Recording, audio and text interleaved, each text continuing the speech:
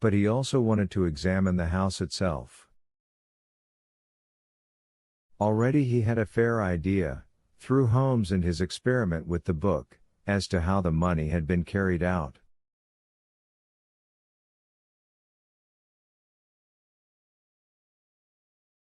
He knew too that the crescent was not as arrogantly at peace as the front it presented to the world, and he was turning over in his mind Mrs. Talbot and her locked house.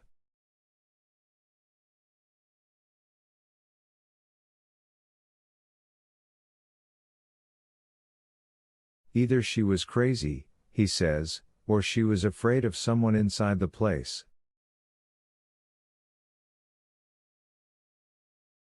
She didn't lock only her windows and her outer doors. She had the inner doors locked too.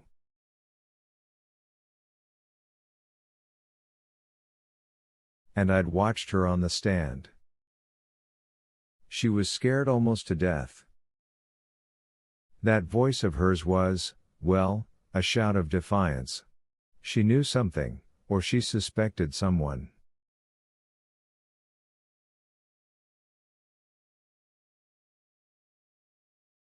That Sunday morning, however, he was still suspicious of Margaret Lancaster. He had not missed the significance of her shower, and he had been practically certain that the man he had seen on the roof was her stepfather.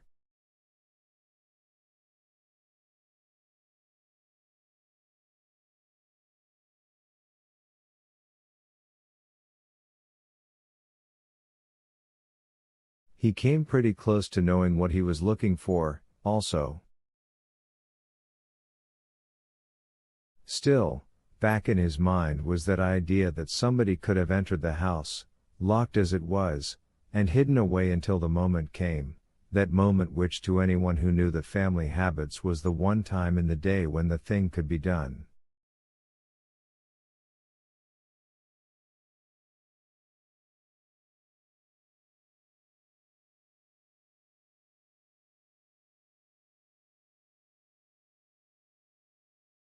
There were a number of such places, he says.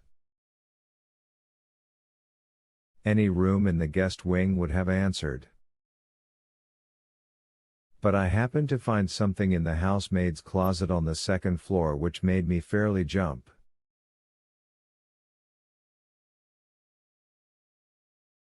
The key was on the inside of the door. That was absurd on the face of it. Why lock such a place at all? And especially why lock oneself in it? He had spent all the rest of his time there. It had two smallish windows, one opening onto the roof of the kitchen porch, and a larger one which overlooked no man's land and a flower border beneath.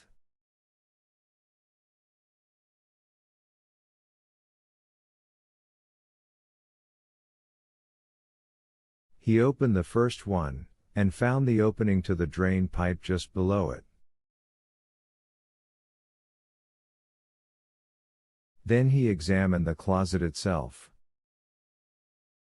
It was clean, with no bloodstains whatever.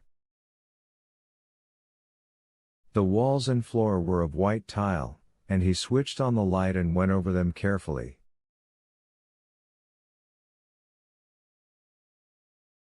Also he examined the sponge and cleaning cloths, as well as Mr. Lancaster's bootbox, but they suggested nothing.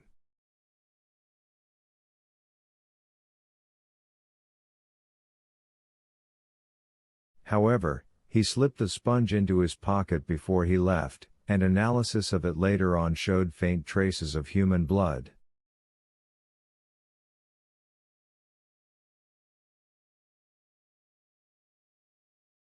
Just before he left he looked up, and he saw tied to a water pipe a short length of heavy cord.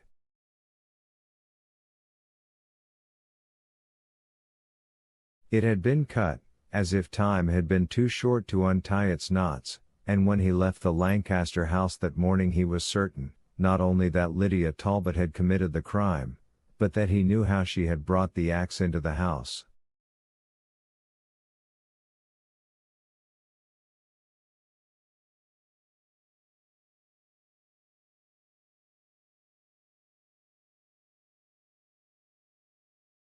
Chapter 49.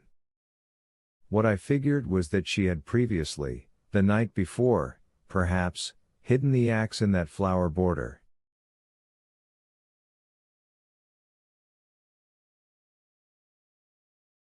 If it was found, it might be mysterious, but nothing more.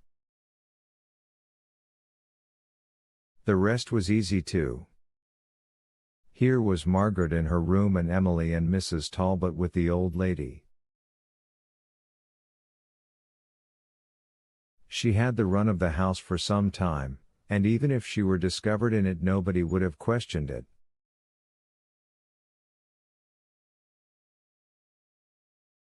But she wasn't discovered. What she did before she went down and out the kitchen door was to drop that string of hers down the outside wall, beside the drain pipe.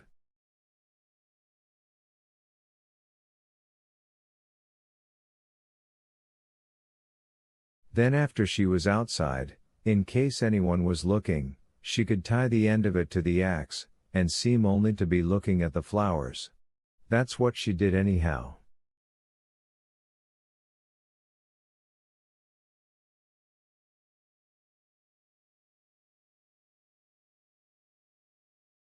Maybe she picked one or two as an excuse, for she had to pass the kitchen porch again to get around the other end of the house.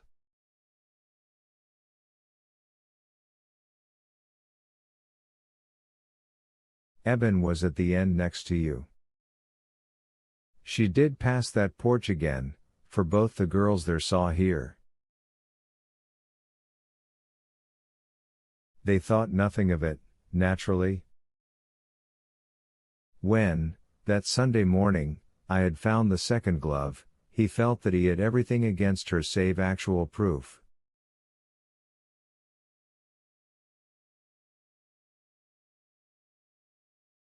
He was confident that she had locked herself in that closet, knowing the housemaid was out that day, that she had there taken off her hat and dress, that she had with infinite caution drawn up the axe, assisted by the chatter and noise below, that at the last moment she had seen Mr. Lancaster's gloves in his shoebox and had put them on, and that having committed her furious crime she had returned there, locked herself in and safely and systematically washed, cleaned the closet, redressed and finally escaped by way of the back stairs and the deserted porch after Brian Dalton had gone.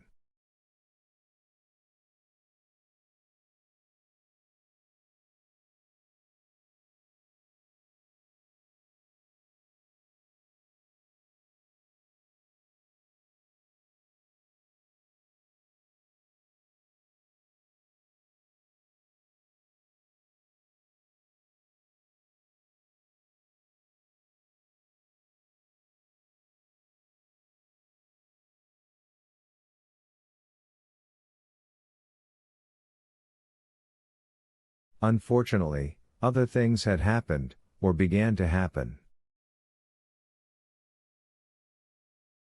There was Emily's wild flight to the Talbots, and her cry that they were after her.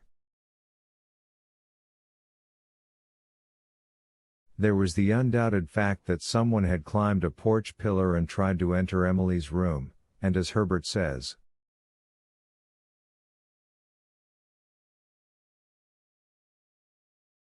not by the wildest flight of my imagination could I see Lydia Talbot doing that, unless she had wings.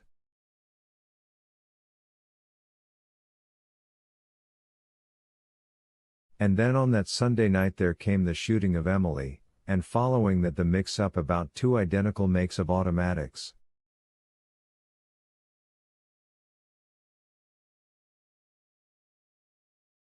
His theory did not fit any of all that, nor did the death of Holmes. It was a Chinese puzzle, and he began all over again, this time on Margaret.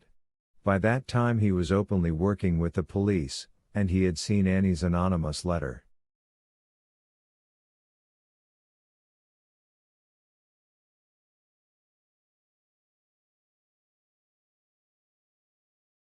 He could not fit either Margaret or Dalton into the picture, however. It is true that he began to suspect some outside assistance, and he knew before long that Brian Dalton had stood by the woodshed that afternoon, and had burned his overalls that night and something else as well.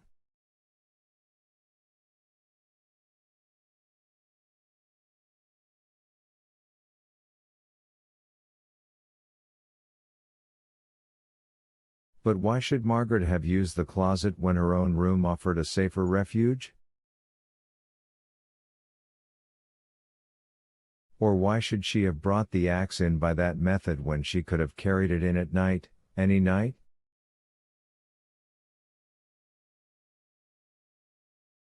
What deceived him too for a time was Lydia Talbot's own demeanor.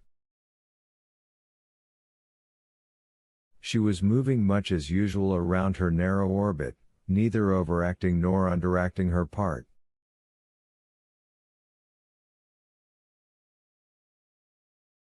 The reason for Emily being out that Sunday night also worried him.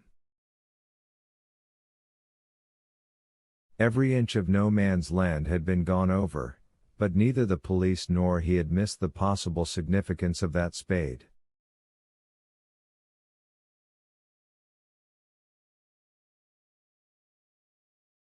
It had been his theory that Emily had secreted the money elsewhere, possibly in a rented room not far away.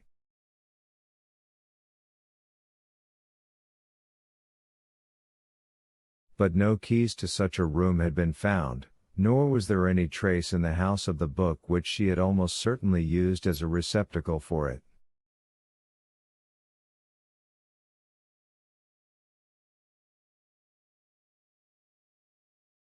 It was my own story of the lost bird cage which gave him his first clue to the whereabouts of the keys, and as we know the police themselves prevented his finding them in time.